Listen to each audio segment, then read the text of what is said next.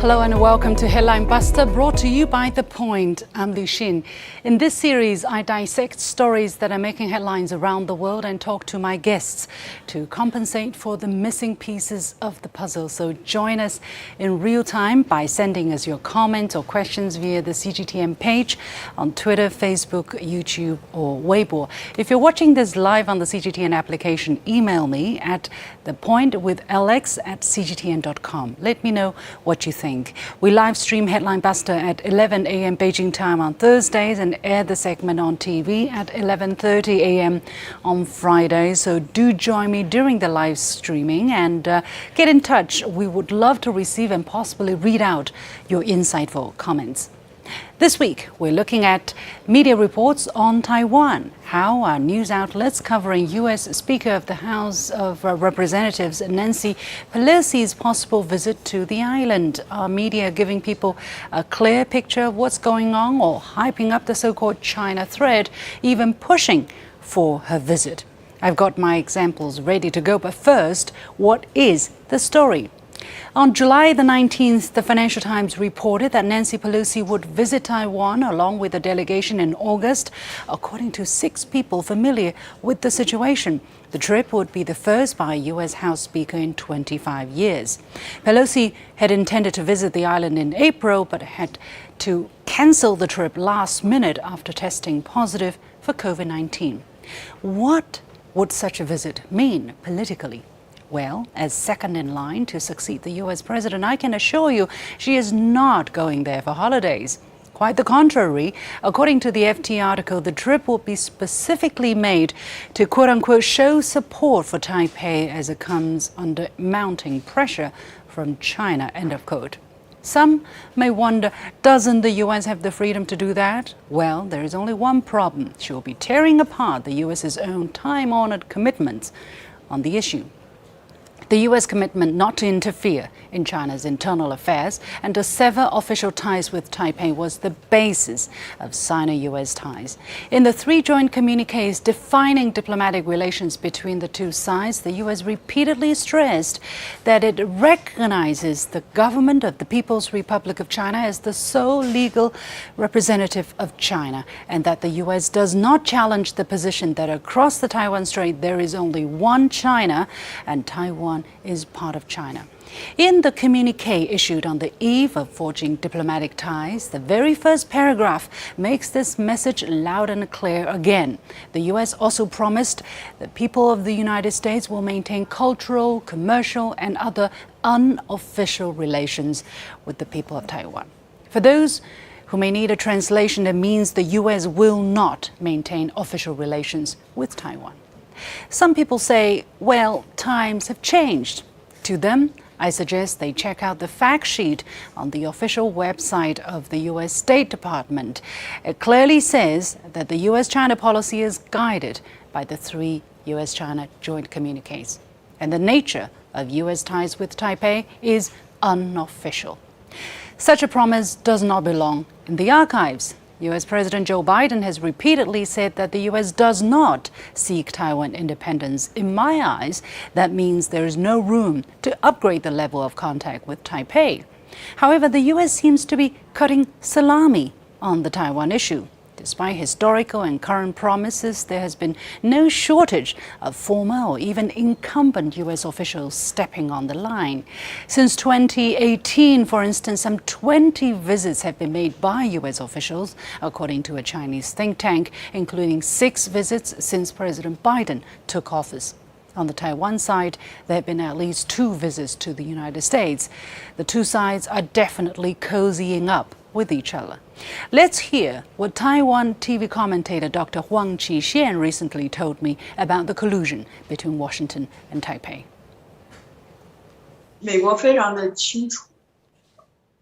The U.S. knows very well that a Taiwan region that's not reunited with the mainland is an invaluable asset for them. A fitting analogy is that Taiwan is a watchdog for the U.S. who needs to bring its own food. It's more pathetic than that. We're Chinese living on Chinese soil, and Taiwan is very important to China, but it's being penetrated by U.S. interests. Anyone who runs in general elections in Taiwan must report to the U.S. If you defy the U.S., there's almost no way to survive in politics here. So a China that is not reunited is invaluable asset to the United States, and clearly Pelosi and all those who are rooting for her visit want to capitalize on that invaluable asset. Commitment? Not a problem. Speaking of commitments, I almost forgot to mention U.S. commitments on limiting arms sales to Taiwan.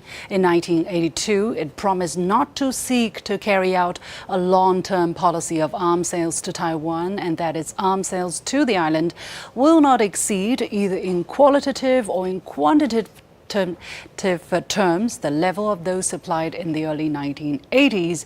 But according to a report from the Stockholm International Peace Research Institute, this is clearly not always the case, especially in the past decade. And if you look at the data from public sources, in the year 2019, arms sales reached over $10 billion, much higher than the hundreds of millions in the early 1980s. All I'm saying is, you don't commit to something and then walk away from it and expect the other side not to complain or even protest. But when you read media reports on Pelosi's proposed visit, much of this context is amiss. Let me show you some headlines. China threatens, China warns, China heightens, a warning to the United States, blah, blah, blah. Do I hear an echo? All of a sudden, the story seems not to be about how the U.S. is stepping back on its promises, provoking China, but about the China threat, a catchphrase among many media and politicians in the West. This Wall Street Journal article, for example, says, when asked about a Taiwan visit, the California Democrat declined to discuss her travel plans, citing security, and she sidestepped why Mr. Biden said the military had concerns about a trip. I think what the president was saying is maybe the military was afraid our plane would get shot down or something like that by the Chinese, Mrs. Pelosi said. I don't know exactly, she said. Mr. Biden hadn't discussed it with her. Sounds pretty clueless, right? As if she doesn't understand why the Chinese are reacting so strongly. But if you don't want to face any reactions from others, as I said, don't poke them in the first place.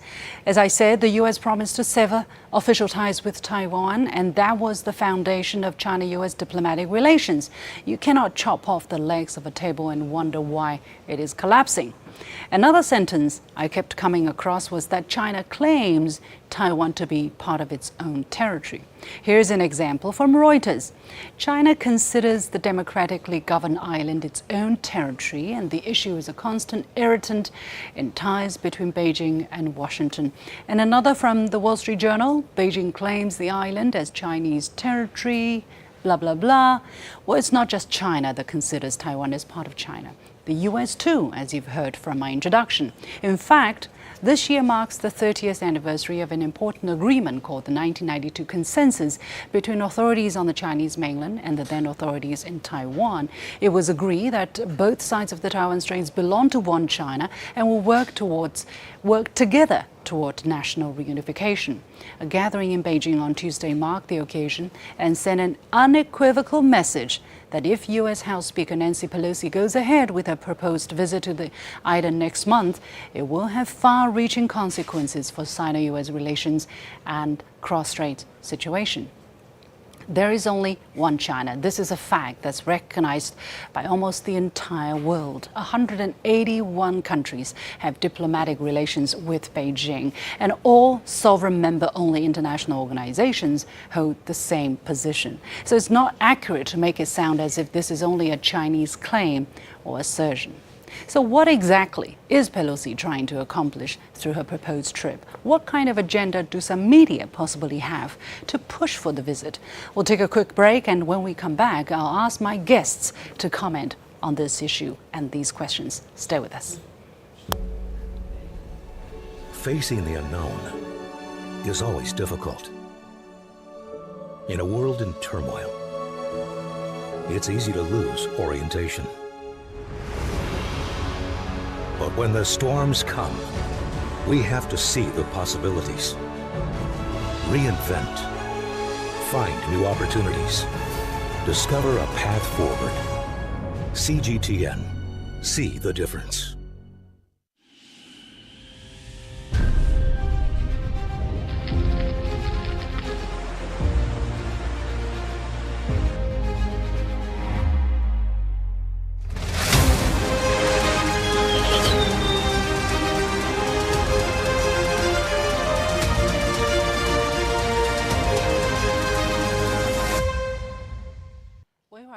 Jew.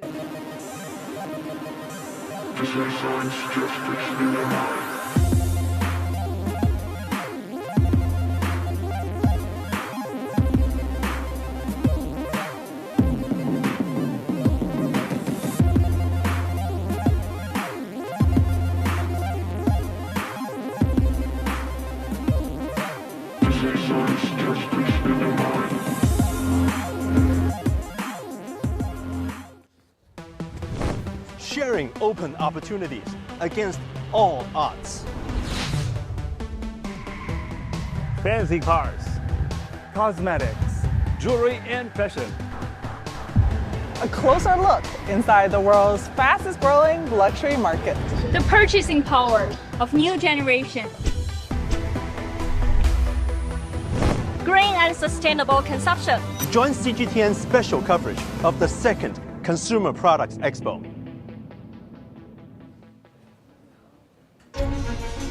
Images may appear to be identical, but looks can be deceiving. The difference is not always obvious. It has to be discovered. There are always different sides to a story. We put the focus on the details. To see more, to understand better. CGTN. See the difference. Making sense of the overwhelming wave of information means cutting through the noise to shine a light on the heart of the story and making room for new perspectives. True understanding means the ability to see events from more than one side. I'm Liu Xin, and this is The Point. Welcome back to Headline Buster, brought to you by me with three guests who are joining me now. They are Xiao Yuqing, Senior Fellow from Shanghai Institute of International Studies, Surab Gupta, Senior Asia Pacific International Relations Policy Specialist with the Institute for China-America Studies, and Joseph Mahoney, Professor with East China Normal University. The warmest welcome to all of you. Ms. Xiao, let me go to you first. I mean, from the Chinese perspective, it is pretty clear why China is so angry about the proposed visit by Pelosi. But is there anything unclear to the American side about the kind of commitments the United States has made about not to have official relations with Taiwan? Does it come across as irrational that China would react so strongly to the news, to the U.S. side or to people outside of China? First of all, thank you for having me. And I think it's understandable. It's very natural that China would react angrily and strongly because the visit is very provocative in terms of its negative impact on the China-U.S. relations and also the cross-strait relations. The difficult thing right now is the U.S. Congress. Because when we talk about U.S.-Taiwan unofficial relationship, on the American side, most of the people in Washington think that the Congress has a very important role to play on the U.S.-Taiwan relations. And also they think that Congress reflects the sentiments and domestic politics. So they don't regard this as a kind of a U.S.-Taiwan official relationship. But on the Chinese side, of course, we don't agree with this kind of things. And I think the most important thing for us to understand is right now, the one China policy adopted by the United States is going toward the hollowing out trend, which they try to separate the U.S.-Taiwan relations with U.S.-China relations. And also, they would like to expand the role of the U.S. Congress in this very sensitive and difficult issue in China-U.S. relations. So I don't think China's image is irrational now. Even in Washington, among the policy circles, a lot of experts, the real experts on China-U.S. relations and the Taiwan question, they oppose the possible visit by Nancy Pelosi. Just to make it absolutely clear, the Congress is part of the U.S. government, right, Ms. Xiao? Yeah. So Yeah, this is very yeah, clear. of course. There's no, the Congress is Congress, U.S. government is U.S. government. So if a Congress member or a House Speaker going to the United States, definitely in an official capacity representing the U.S. government. Let me go to Mr. Gupta.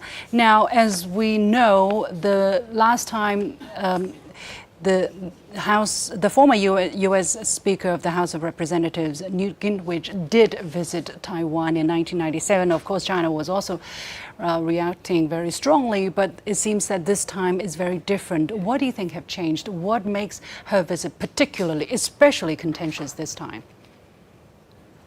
I think what makes it particularly contentious this time is that the US themselves have declared from 2017 or 2018 onwards that we are in great power competition with China.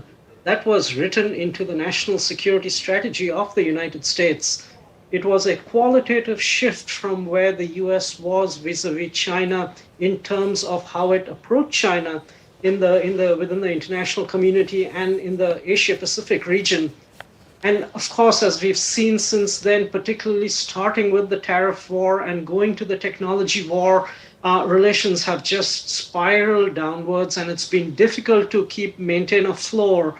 I think the Biden team has managed to maintain some floor, because I am very fearful if the Republicans do come in, I think we are looking for an extraordinary crisis, even beyond a Pelosi visit with regard to Taiwan-Strait relations.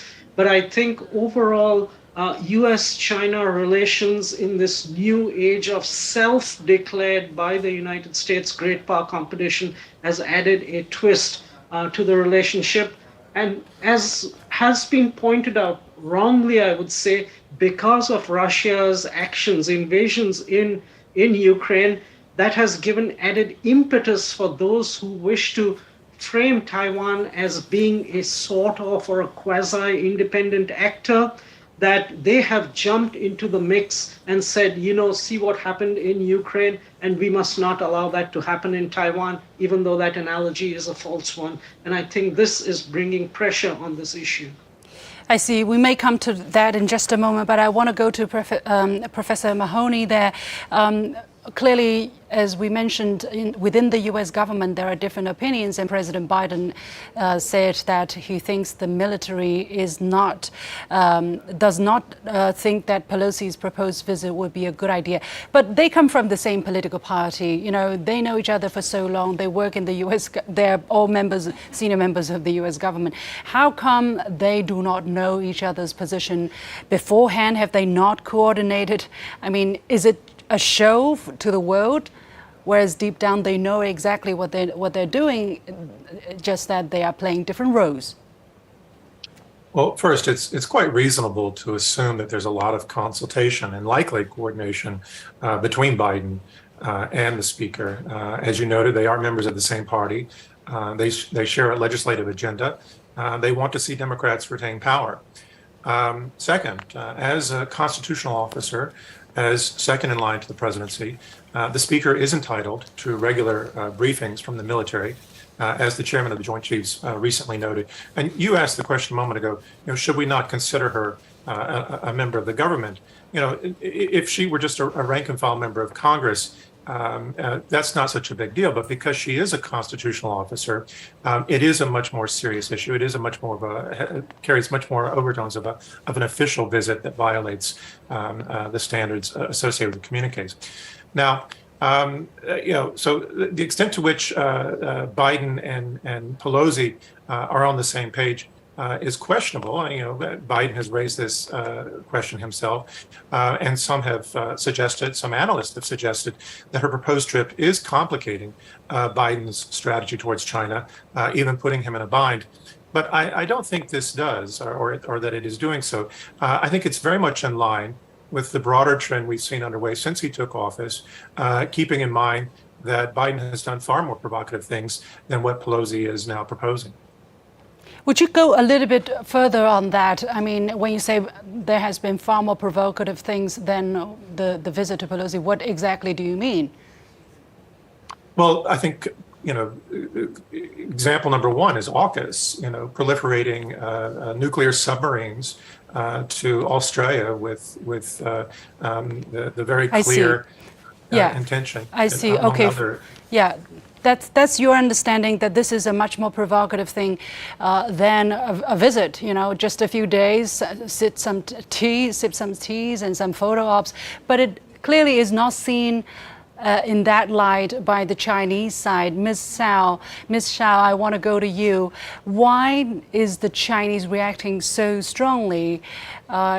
Not so much to the AUKUS, of course, also very strongly, but much more strongly and visibly much stronger.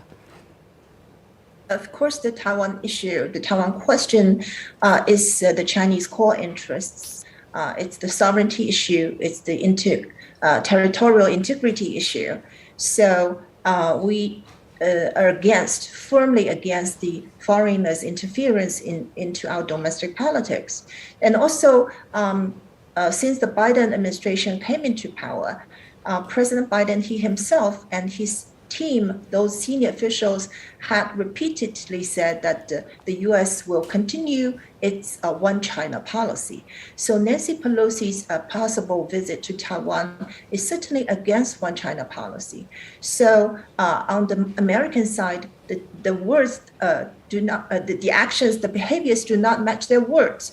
So if you don't commit to your policy, and one China policy, we know that it's a very important political foundation of China-U.S. relations. Do you think, does the Chinese side, what are Chinese experts are saying? What are Chinese analysts are saying about the relationship between these two U.S. leaders? Have they coordinated between each other? So. Because we talked about this, do the Chinese believe what they're seeing here on the surface? Yeah. I think most of the analysts here in China, they believe that the two politicians, they have coordinated with each other because they're from the same political party, and they are and that this issue is related to the U.S. national security. It's a serious issue. It's not a kind of a lightful issue. So. With a lot of people here believe that they have coordinated with each other. Okay, so they're right. Go ahead. I myself, I don't know whether before the news media reported this possible visit, whether these two have coordinated. But after the media reported the visit, certainly these two have coordinated with each other. Okay, how strongly? Again, how strongly could China react? I mean, she was talking about possibly the Chinese military will shoot down her plane.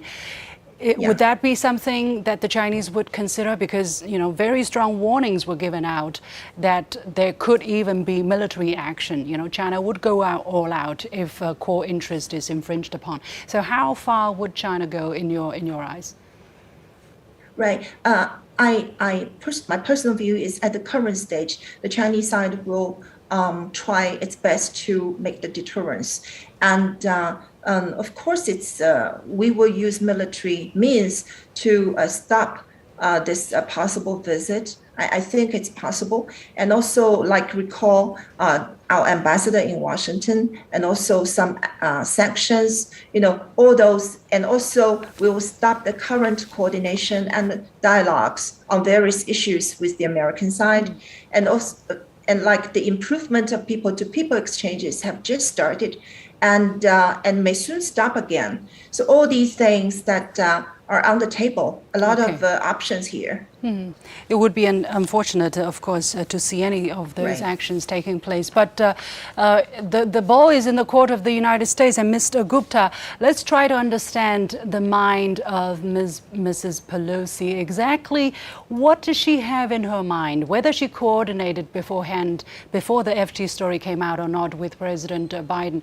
What would she be thinking when she came up with this idea that she wants to go to Taiwan, first in April and now in August? What does she want to achieve? I'll be frank about it. She just wants to poke China in the eye. She is going to lose the speakership position most likely at the end of this year after the midterm elections. If I understand correctly, she anyway, even if they do win, she will be stepping aside to have a next generation from the Democratic side. But anyway, the point is, I think the Democrats will not just lose; they will be hammered in the House, not in the Senate, and therefore her chance to ever come as a speaker to Taiwan. She could come as a congresswoman, as part of a CODEL, but as speaker will have evaporated. And I think that is essentially what she's trying to get at, to poke China in the eye when she can. And this gets to the issue of coordination too, because I'm not so sure whether this visit is coordinated, but I am certain that the visit in April was coordinated simply to make a message that, Ukraine has been invaded and the US is now going to step in and not allow these sort of actions to happen in another part of the world where it has interests. Well, this time around, I know for a fact that many senior administration officials have been giving her briefings not to go, and this has been going on for a while.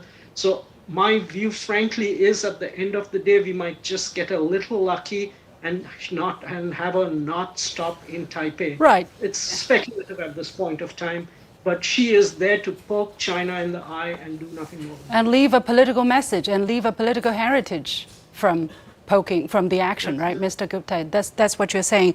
In April, we understood that she suddenly tested positive for COVID-19 when she was just days about to get on that trip. Here, I say it with mixed feelings. Here, some Chinese analysts say it was a strategic positive testing result from Mrs. Pelosi. How do you look at the kind of circumstances that made her change her mind in April, and why does she want to try it now? Mr. Gupta, still with you. I personally believe that she was going to go, and it was not that she at the last minute opted out and that there was a way found or to make it appear that she wasn't going to go. She was hell-bent on going then. She's still hell-bent on going now. But at that point of time, she had the administration support. It's coming at a very delicate moment now. President Xi is going to speak with President Biden in 24 hours. The 20th Party Congress is happening. Folks understand this is a critical moment. We could be looking at a Cuban Missile Crisis sort of crisis in the Taiwan Straits at this point of time. But for Ms. Pelosi, as I said, she wants to make a point, a mark, a legacy before she leaves. And unfortunately, it's an ugly one, and hopefully it will never come to pass. Professor Mahoney, what is your understanding of her objectives, and how much risks is she running against, and how much stake, is her decision potentially damaging? Well, to connect this to the earlier question, there's obviously a large amount of coordination happening, in so much as we now have reports that a carrier group has left Singapore, a U.S. carrier group, and is headed towards Taiwan. Is this related to her possible trip? Is this related to some other strategic initiative? It's not clear, but it's being linked in the media as potentially connected to whatever destabilization might occur because of her trip. And that would, of course, require orders from the president, and therefore this speaks to some extent of coordination and consultation.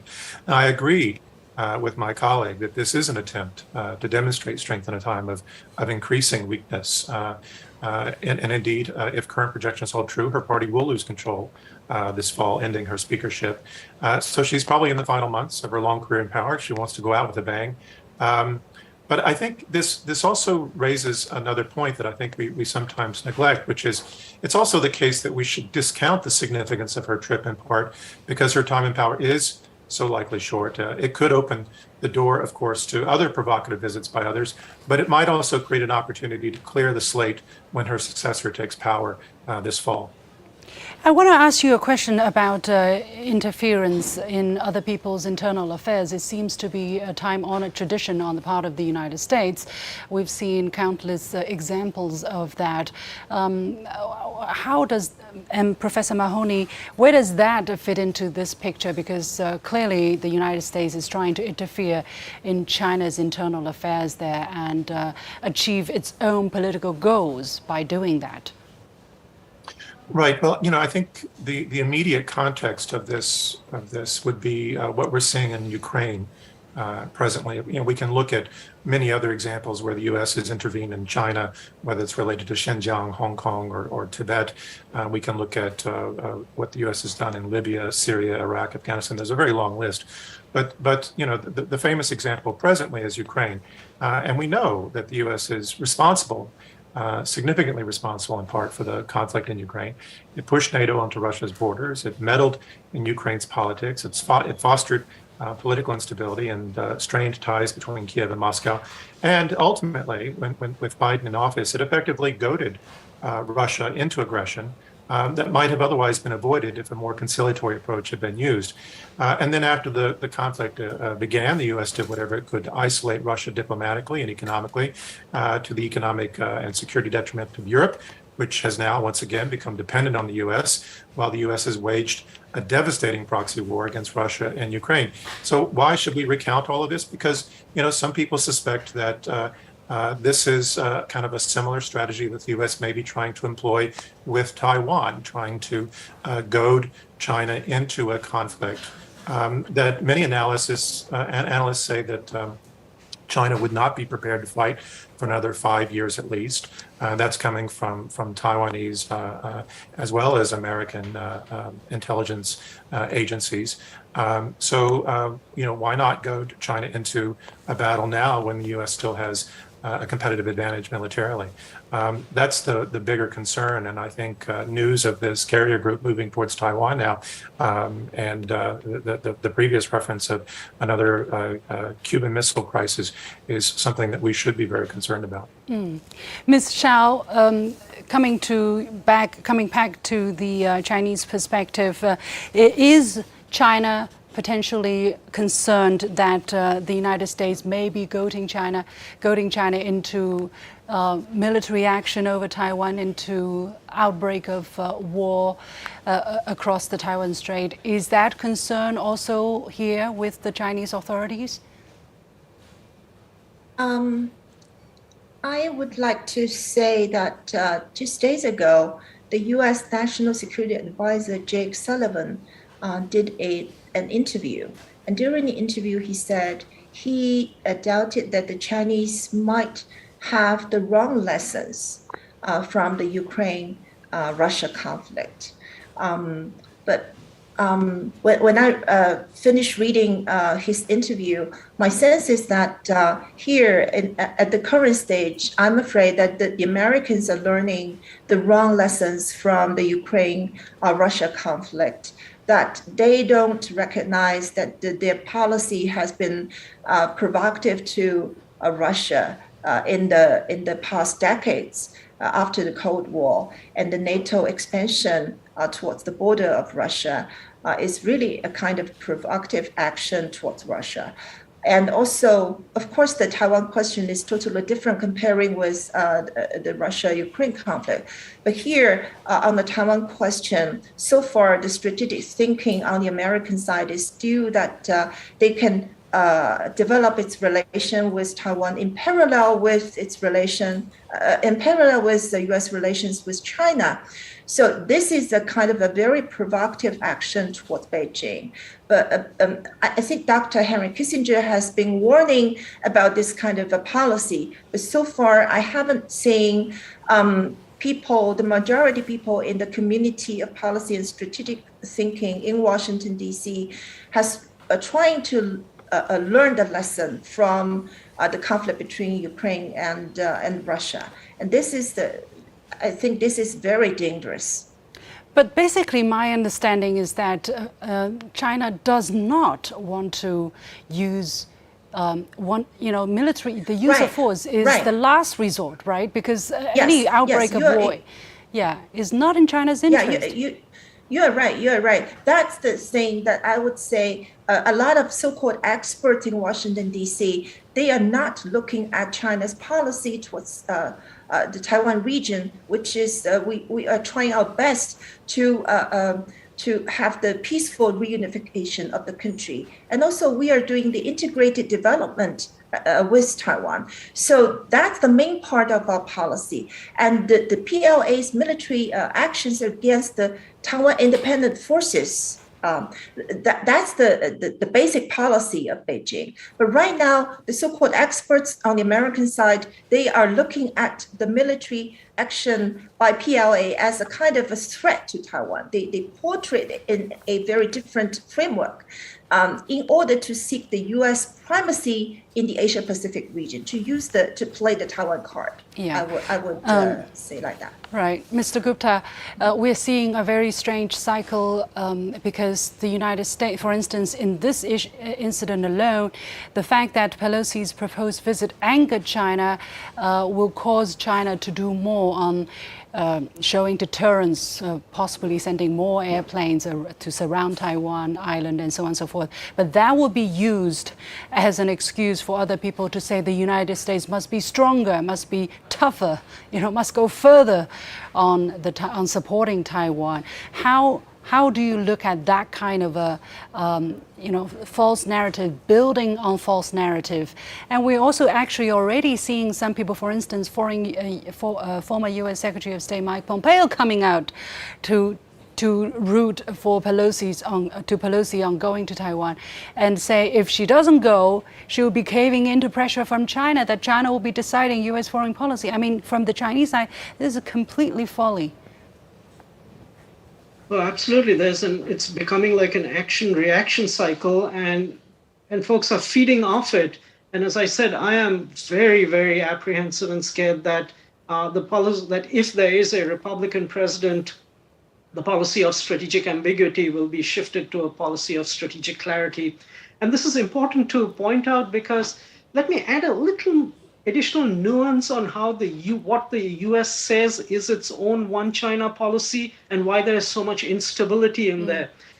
You're correct when you say that Dr. Kissinger had said in the communique that we do not challenge the position that that Taiwan is part of China. The way the U.S. has seen it is we don't challenge does not necessarily mean we accept it. What we don't challenge means we acknowledge the Chinese position, but not accept it. And there's a gap out there. And this is the gap they're trying to widen, because what this gap allows the US to do is to pretend that it doesn't know really clearly whether Taiwan belongs to China or does not belong to China. And now the goal is to widen that space so as to ensure that the US can be a player in this conflict. Because if Taiwan was solely part of China and the US unambiguously accepted it, then the arming of Taiwan would amount to the armed subversion of an independent state, China. And therefore we have this sort of wordplay going around. And here's where the instability comes in. Just in May, the State Department altered its narrative of the one China policy, and it quietly dropped that line that we accept that Taiwan is part of China. Now, this is not the declaratory one China policy which the US regurgitates. It's kind of an explanation of that. But on the State Department side, they dropped that wording that Taiwan is part of China.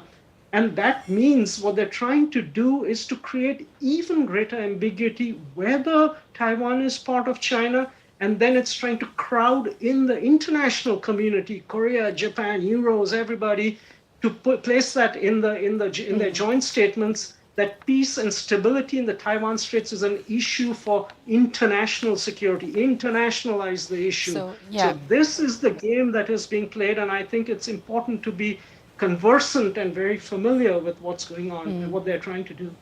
Basically, the United States, the Chinese side understand the United States is hollowing out the One China principle, or in their own words, the One China policy. Let's take a look at a quick comment, and then before we wrap up with the last question, let's take a look at this. So from a Twitter comment, the Pentagon sees Taiwan as an aircraft carrier. The fact that people live there is just a curious fact of little consequence to them. Professor Mahoney, you would like to make a comment on that? I think so. I think it's clear if we look at what's happening to the people of Ukraine now, they've been a pawn in big power competition. I don't think the United States really has the best interest of the Taiwanese people in mind. I think what they are interested in are computer chips they can use to try to reenact some sort of containment strategy against China. And ultimately, this conflict, if one advances, the people of Taiwan will suffer the most. We have to leave it there. Many thanks to my panelists for this very important discussion. Xiao Yuqing, Senior Fellow from Shanghai Institutes for International Studies, Surabh Gupta, Senior Asia-Pacific International Relations Policy Specialist with the Institute for China-America Studies, and Joseph Mahoney, Professor with East China Normal University. And with that, we come to the end of this edition of Headline Buster, brought to you by The Point with me, Liu Xin. As always, you can follow me on Facebook and Twitter using the handle Liu Xin in Beijing. On behalf of the whole team, thanks for watching. You've got the point.